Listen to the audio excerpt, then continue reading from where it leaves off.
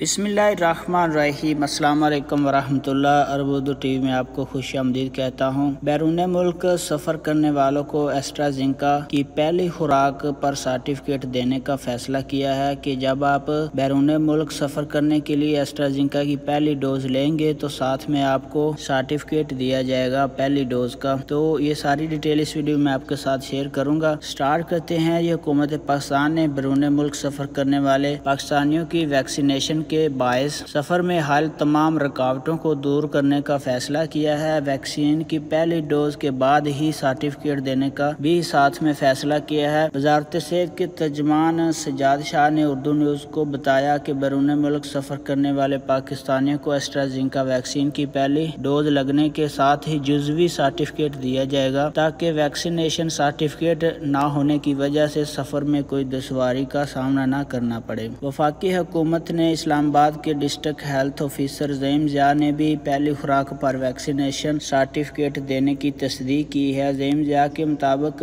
بیرون ملک سفر کرنے والے پاکستانیوں کو ایسٹرازینکا ویکسین کے سرٹیفکیٹ کے لیے دوسری خوراک کا انتظار نہیں کرنا پڑے گا۔ سفری دستاویز مکمل کرنے کے لیے پہلی خوراک پر ہی انہیں سرٹیفکیٹ دیا جائے گا۔ سرٹیفکیٹ فراہم کر دیا جائے گا اور ان کو نادرا کے کسی بھی سینٹر میں جانے کی ضرورت نہیں ہے جہاں سے وہ ویکسین کی پہلی ڈوز لگوائیں گے، وہاں سے ہی ان کو سرٹیفکیٹ جاری کر دیا جائے گا۔